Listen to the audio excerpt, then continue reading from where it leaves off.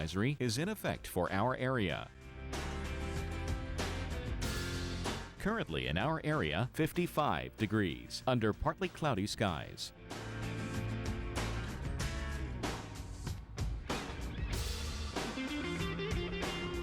Our local Doppler radar.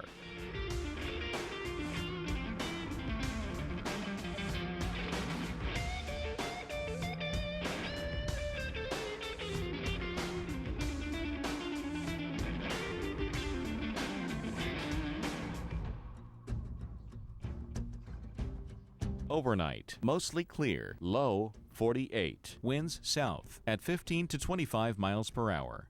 For Thursday, windy, chance of late day showers, high 53, winds west at 25 to 35 miles per hour, chance of rain 30%.